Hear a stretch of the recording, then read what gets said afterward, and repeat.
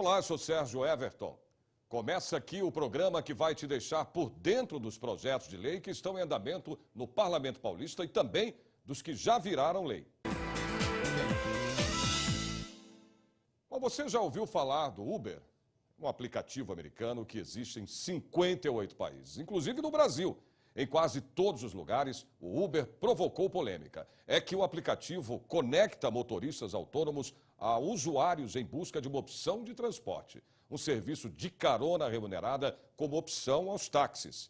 Bom, aqui no país, o Uber chegou em abril de 2014. Antes da Copa do Mundo, na capital paulista, encontrou a resistência dos taxistas. Em maio, a Justiça de São Paulo derrubou a liminar que determinava a suspensão do Uber e o serviço voltou a ser regular. Já ouvi falar, já utilizei fora do país e acho eles excelentes. Eu acho que brigar contra esses aplicativos é brigar contra a modernidade, contra o que existe de novo. Não tem como fazer. O serviço de táxi vai ter que se renovar, melhorar para aceitar também esse tipo de carona, como se fala. Ana Cristina está falando dos aplicativos em funcionamento em São Paulo, que oferecem o serviço particular de transporte remunerado de passageiros por motoristas não autorizados para a função em carros não cadastrados pelo poder público.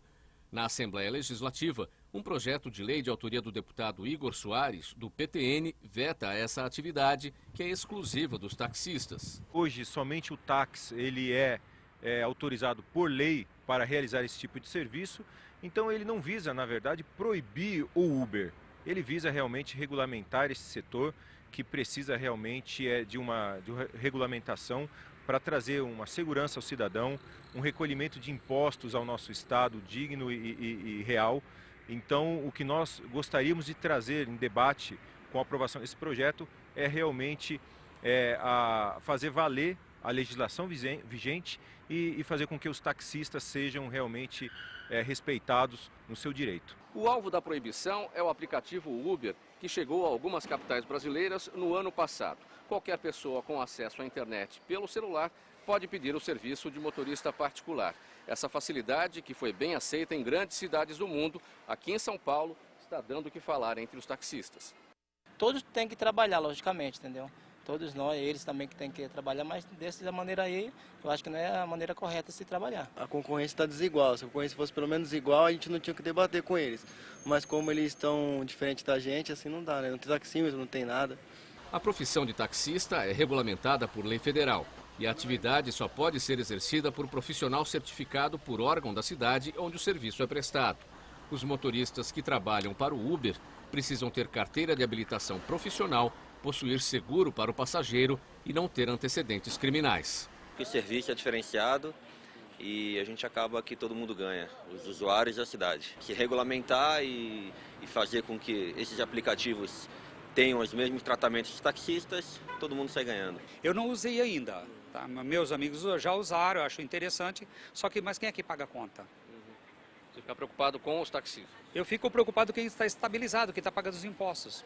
Não adianta falar de corrupção se o cara não está pagando os impostos. A frota do Uber é conhecida como a dos carros negros, como esse que a Laisa usa para trabalhar. Ela é motorista do Uber há 8 meses, de olho no celular que indica as corridas, no trânsito e nas discussões sobre o aplicativo, a analista de recursos humanos encontrou uma fonte de renda. A plataforma ele funciona com GPS. Então o usuário ele abre o celular dele, o iPad, enfim, o tablet, ele pede um carro e aparece para ele o tempo do carro mais próximo que vai até ele. Quando ele pede esse automóvel, aparece a foto do motorista, a placa do motorista, a avaliação do motorista, que o critério de avaliação da Uber é parecido com o dos hotéis. Existe uma média para que o motorista se mantenha na plataforma. E aí, no tempo estimado, o carro chega, o motorista avisa que chegou, embarca, destino e deixa no destino do passageiro, né, do usuário. A gente está aqui para tentar ajudar o trânsito e a gente acha que a gente precisa de leis que fomentem a inovação. É super normal que uma inovação venha primeiro do que uma legislação. A gente é a favor de inovação, a gente acha que precisa ter um debate e a gente realmente acredita que você não ter uma regulação não significa ilegalidade. Enquanto esses projetos de lei tramitam tanto na Câmara dos Vereadores quanto na Assembleia Legislativa de São Paulo, os motoristas do Uber continuam trabalhando nas ruas, recebendo os chamados dos passageiros pelo aplicativo e rodando para lá e para cá, transportando essas pessoas. Só que agora, além da insegurança jurídica, existe também a insegurança do medo. A Laisa, por exemplo, que está aqui com a gente fazendo essa reportagem, chegou a ser agredida por taxistas em uma das viagens. Um passageiro subiu no meu carro, houve perseguição de 5 taxistas, machucaram meu carro, queriam que meu passageiro descesse do carro para agredi-lo fisicamente. Graças a Deus a polícia interviu, mas foi um sufoco e a gente não quer passar por isso, ninguém precisa passar por isso, né? Não é uma briga nossa, é uma briga judiciária, é uma briga das autoridades, dos interesses, né? Dos interessados, na verdade. Não é nossa, a gente só quer trabalhar, o meu consumidor ele só quer andar, ele só quer se locomover e é isso. Mais de 13 milhões de brasileiros sofrem com o diabetes. Agora, esses pacientes poderão se igualar em prioridade aos idosos deficientes e gestantes. A inclusão está prevista no projeto de lei do deputado Gil Lancaster, do Democratas. Essas canetas são amigas inseparáveis de quem é portador de diabetes. Elas carregam unidades de insulina que regulam a glicose no sangue. 13 milhões de brasileiros já foram diagnosticados como portadores de diabetes. A do tipo 2, mais comum e silenciosa, tem lenta progressão, como explica a doutora Carla Mello, endocrinologista do Hospital das Clínicas da Faculdade de Medicina da Universidade de São Paulo e que coordena o Departamento de Saúde Pública da Sociedade Brasileira de Diabetes. Ela aponta alguns sinais de aparecimento da doença. É importante que todos aqueles que estejam bebendo muita água, com muita sede, urinando bastante, sentindo muita fome, levantando à noite para urinar várias vezes, né? Inclusive aquela criança que voltou a fazer xixi na cama à noite, pensar nessa possibilidade do diagnóstico do diabetes. Bem mais rara a diabetes do tipo 1, que alcança entre 600 mil e 1.200.000 pacientes no Brasil. As pessoas com diabetes tipo 1 perfazem em torno de 5 a 10% do total de pessoas com diabetes em nosso país, né? Então, realmente, o diabetes tipo 1 é quase considerado uma doença rara, enquanto que o diabetes tipo 2 é praticamente uma epidemia. Uma epidemia que poderia ser evitada, com prevenção e tratamento. Se você é uma pessoa que tem parentes com diabetes tipo 2, tem uma história familiar, tios, pai, mãe, irmãos com diabetes tipo 2, evite ganhar peso, né? Faça exercício físico. Se você tem história familiar positiva, ainda ganha peso corporal, fica mais gordo, a chance de você ter esse diagnóstico é bem maior. E a diabetes do tipo 2 pode ser revertida? Dieta e exercício são as formas mais eficazes de você reverter um quadro de diabetes e voltar a ser pré-diabético, ou quem é pré-diabético, voltar a não ter esse pré-diabetes, que é um quadro que vem antes do diabetes, né? Você tem alterações da glicemia, mas não são alterações que fazem o diagnóstico do diabetes tipo 1 ou tipo 2. Os números ainda não são suficientemente altos. A diabetes pode matar e quase sempre vem associada a outras doenças. Imagina que uma pessoa tipo 2, com excesso de peso, ele pode ter associado pressão alta, colesterol aumentado e o próprio diabetes, né? Essas doenças todas juntas, elas deixam o indivíduo no risco maior de ter um infarto agudo fulminante, um infarto agudo do miocárdio, de ter uma trombose, um derrame, né, que nós chamamos de acidente vascular cerebral. Então, veja, são doenças que, quando associadas e normalmente estão presentes no indivíduo com mais peso corporal, ela pode, sim, fazer com que esse indivíduo tenha um risco maior de ter esses desfechos, como nós falamos, né? Mas o diabetes mal controlado, mal conduzido, aquele paciente que mantém suas glicemias altas, ele pode ter complicações do diabetes, que aí são outros desfechos. Estou falando já de retinopatia diabética, que pode levar à cegueira, nefropatia diabética, que pode levar à necessidade de diálise e transplante renal, né? Amputações de membros inferiores, o próprio infarto, AVC, que são complicações de um diabetes mal conduzido. Por todas essas razões, o diabético tem pressa e precisa de atendimento prioritário, nos termos do projeto de lei 872 de 2015, do deputado Gil Lancaster, do DEM.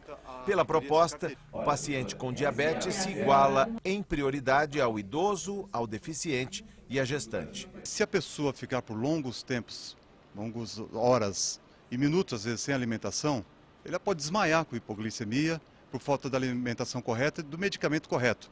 Por isso nós pensamos, junto com o meu gabinete, em adotar essa medida que os idosos já têm direito, as crianças, as gestantes, os idosos, na questão de atendimento de urgência, de preferencial, por direito realmente, por essa questão de atendimento rápido, porque eles precisam, é questão de necessidade mesmo.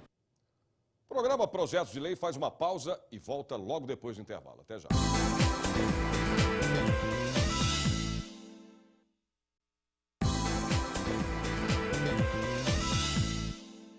Um projeto de lei quer que trens e metrô tenham vagões exclusivos para gestantes, pessoas com crianças de colo, idosos e pessoas com necessidades especiais. Vera Lúcia já enfrenta todos os dias a dificuldade de transportar a filha que tem paralisia cerebral.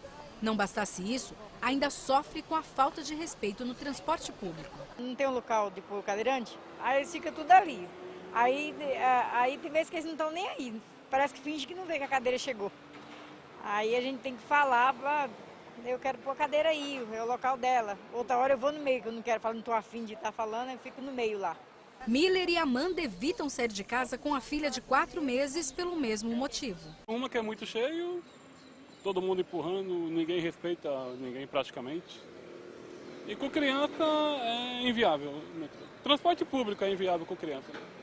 O projeto de lei 476 de 2011 quer tornar obrigatório a reserva de vagões em cada composição dos trens e metrôs para gestantes, pessoas com crianças de colo, idosos e pessoas com necessidades especiais em todo o estado de São Paulo. O projeto é do deputado do PSDB, Hélio Nishimoto. Eu apresentei esse projeto de lei justamente para preservar a integridade dessas pessoas que têm maior necessidade de uma atenção, de um cuidado, especialmente na área de transporte público, né? E o trem e metrô, a gente sempre ouviu falar que vivem superlotados, causando incômodos e colocando em risco algumas pessoas, principalmente nas situações especiais que tem. Então, esse projeto de lei visa separar, reservar vagões em composições de trem ou metrô, para que elas tenham essa facilidade de acesso e também sejam preservadas na sua integridade. Algumas estações com maior fluxo de passageiros já têm o vagão exclusivo em horário de pico. Mas, segundo o projeto, os sistemas ferroviário e metroviário terão 180 dias para implantar os vagões exclusivos em todas as estações no período da manhã e fim da tarde, a contar da publicação da lei. É uma bagunça, né? É briga de um lado, briga do outro. E eu acho que precisava. Um vagão só eu acho que é pouco. Pouco, porque o que você mais vê é criança, mulher grávida. E os vagões você só vê homem sentado, né? A maioria, as mulheres tudo em pé e os homens todos sentados. Eu acho legal porque os pessoal não estão respeitando mais ninguém, os homens entre mulheres. E eu acho que o vagão entre mulheres, criança e deficiente é uma boa. O projeto de lei 476 de 2011 está em tramitação na casa. É muita falta de educação mesmo. Não precisava, eu creio que não precisava, né? Mas já que eles não têm educação, às vezes se resolvia, né? E olha lá, vocês não vão entrar também no vagão de especial. O projeto de lei que tramita na Assembleia Paulista propõe o pagamento das aulas vagas, o chamado horário janela, para os professores de escolas públicas e privadas do estado de São Paulo. Projeto de lei número 56 de 2014, de autoria do deputado Carlos Gianazzi, propõe o pagamento das aulas vagas, o chamado horário janela, a professores de escolas públicas e privadas do estado de São Paulo. Essa é uma reivindicação antiga por parte do conjunto de educadores do estado. O horário janela é o horário vazio, intercalado entre duas aulas, nas quais o professor fica sem ocupação determinada, à espera de sua próxima aula e disponível à direção da unidade de ensino. Dificilmente um professor fica na escola sem fazer nada. A nossa jornada é tão, geralmente, estafante, ou tem tantas atividades e tarefas a fazer, que o professor sempre fica na escola realizando uma atividade. particularmente ou preparando sua aula ou corrigindo suas provas. Então, já que ele está no seu posto de trabalho, eu acho que é justo um projeto, uma medida do governo, né, que pague alguém que já está trabalhando. Então, nós temos casos de professores que ficam o dia todo na escola e com muitas aulas vagas. Não volta para casa. Aliás, durante a semana, às vezes ele fica mais na escola do que em casa. Por isso nós achamos que o projeto ele tem coerência, porque ele vai remunerar alguém que já está trabalhando.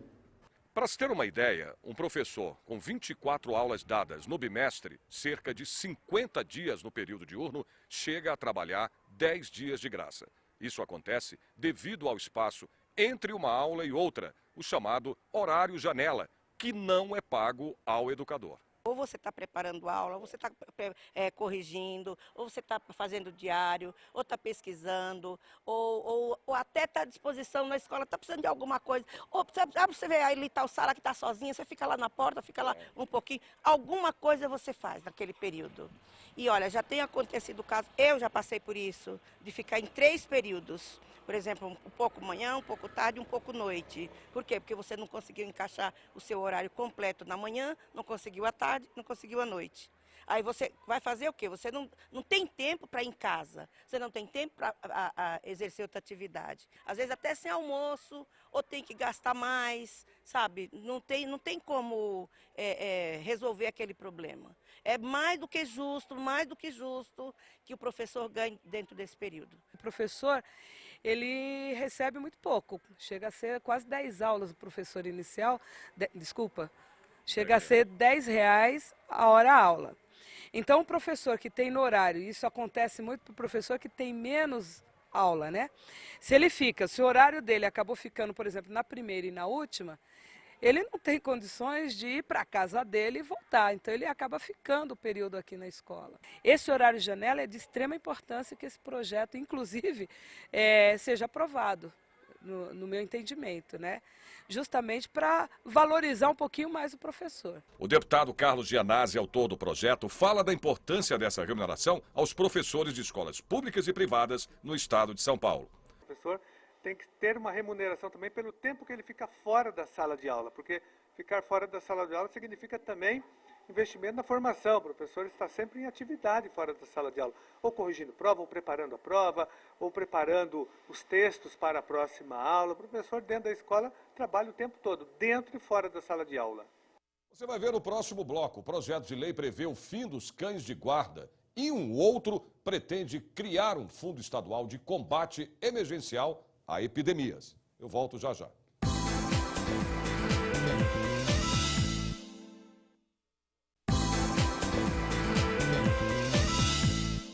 O projeto de lei aqui no Parlamento Paulista quer proibir o uso de cães nos serviços de segurança patrimonial.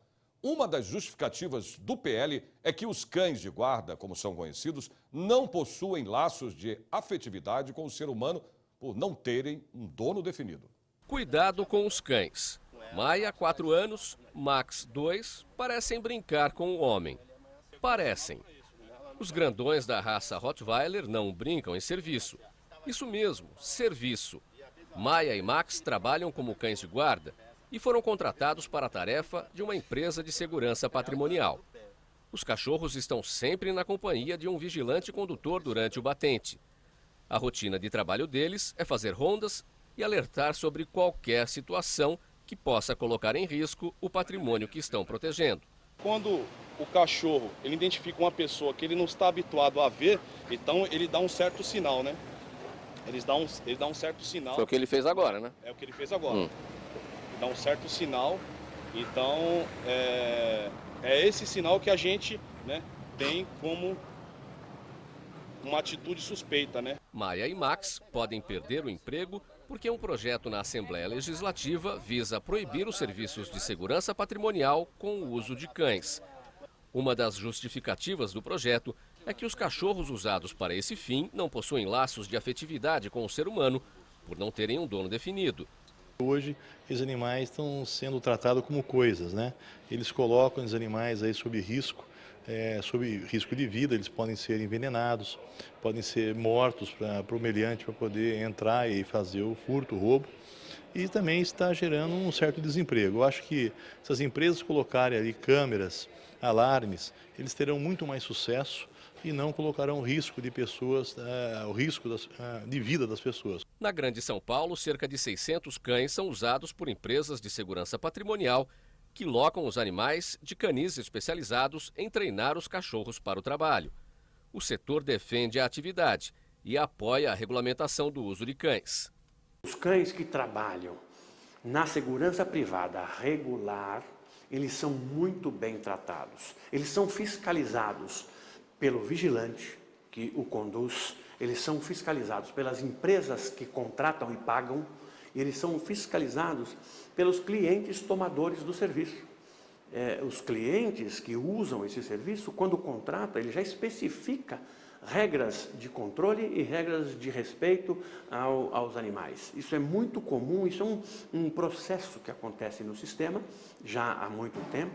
Esses serviços eles acontecem no Brasil há mais de 40 anos. O pitbull Tobias, de 6 anos, fazia a função de cão de guarda em um ferro velho de São Paulo, até o dia em que foi resgatado por uma organização de proteção aos animais e hoje tem uma família. Característica da raça, Tobias gosta de agradar e fazer companhia. O Tobias passou pelo menos a metade da vida trabalhando e desde que chegou aqui na casa do André, a cada dia vem aprendendo mais sobre o convívio familiar. Como é que era o cão que chegou de uma situação de trabalho e o Tobias hoje integrado com as pessoas da casa? Bom, o Tobias se mostrou agradecido, um pouco triste no começo, mas logo depois começou a se ambientar a casa, ao ritmo da casa, aos horários da casa. E se mostra um cão agradecido, extremamente dócil, calmo. Acho que a gente tem que ter a decência de pelo menos deixar esse lucro, né, essa busca do lucro desacerbado, pelo menos entre a gente ditos racionais, né, deixar os animais ditos irracionais de lado, né, pelo menos essa decência o ser humano tem que ter, né, porque isso basicamente é isso, imagina, um cão o cão não vai te cobrar direitos trabalhistas nenhum, né, a única coisa que ele te cobra é um pouco de carinho e alimentação. Em 2015, São Paulo viveu a pior epidemia de dengue dos últimos anos. 169 pessoas morreram. Projeto de lei da deputada Beth Saão, do PT, quer criar o Fundo Estadual de Combate Emergencial a Epidemias, uma garantia de recursos para combater surtos como o que o Estado viveu este ano. A notícia estava por todos os lugares. A Tayana tem 25 anos de idade, ela está grávida de 8 meses. Só que há 3 meses ela teve alguns sintomas que acabaram levando ela no hospital. Tayana, que história foi essa? O que aconteceu? Na verdade, foi uma manhã normal, acordei e já me senti indisposta. Já percebi que alguma coisa estava errada, eu estava com muita dor de cabeça. Quando eu coloquei o pé no chão, eu sentia que isso aqui tudo doía, parecia uma coisa de sinusite, sabe? Foi mais ou menos no mês de março, foi, né? Final do mês de março, início de abril. E foi bem na época que também estava tendo um surto, né? São Paulo estava todinha. Isso. Só que inicialmente a dor era de sinusite, era uma dor de cabeça e febre. Aí eu procurei o hospital no mesmo dia, porque era uma febre alta e não passava de jeito nenhum. E aí nesse mesmo dia eles já me internaram com a suspeita de dengue. Inicialmente dengue era suspeita? Isso. E aí eu comecei a piorar, comecei a vomitar. Aí as febres também não passavam, e era soro. E aí eles confirmaram a dengue. Era mais vômito, porque como eu não comia bem, tudo não que conseguia. caía, voltava, não conseguia. E aí você ficou 3 dias internada no hospital, recebendo soro com algum medicamento e depois voltou para casa, é isso? Voltei para casa e aí era só para hidratar, comer e tomar um remédio que eles aceitaram, né? Onde que você mora? Aqui, você mora em São Paulo? Não, eu moro na Granja Viana. Na Granja Viana, que é um lugar que não é como São Paulo, né? Tão urbanizado, assim, com tanto asfaltamento, com prédios. É um lugar que tem bastante vegetação, rios, riachos. Ali tinha algum quadro de foco de dengue que você sabe? Tinha vários e a região que eu moro também é rodeada de chácaras, então tinha muito mato, piscina. E aí naquele momento já tinha aparecido vários casos de dengue, então eles falaram, é na região que você mora mesmo. Tayana fez parte da pior estatística que São Paulo já teve. Foi terrível. Foi ruim essa experiência? Não recomenda pra ninguém, né? Não. Não recomenda. Bom, mas agora você tá boa, agora passou o susto. Você chegou a fazer algum exame posteriormente? Agora eu faço o controle, né? Pra ver se tá tudo ok. Na época as plaquetas tinham ido lá embaixo, fiquei bem mal mesmo, mas agora já me recuperei. São Paulo viveu sua pior epidemia de dengue dos últimos anos. Foram 169 mortes em 2015. Conforme o boletim do Ministério da Saúde, os casos somaram quase 750 mil em todo o país.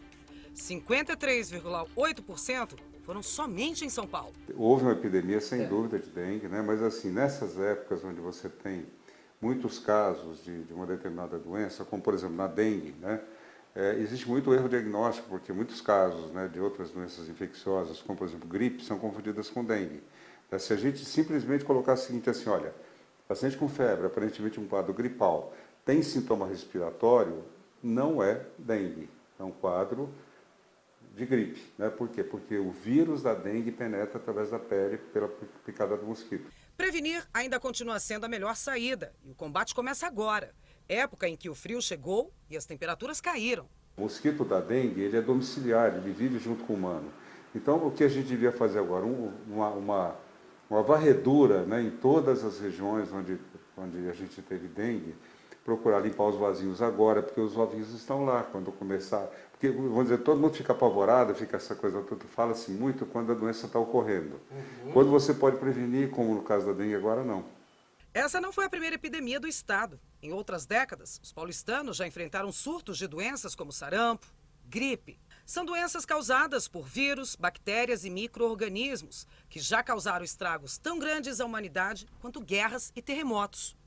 O projeto de lei 16 de 2015 da Assembleia Legislativa de São Paulo cria o Fundo Estadual de Combate Emergencial a Epidemias, uma garantia de recursos para combater surtos como o que São Paulo passou este ano. O programa de hoje chegou ao fim. Lembrando a você que temos um novo encontro na próxima semana com mais projetos de lei. Obrigado pela sua companhia e até lá.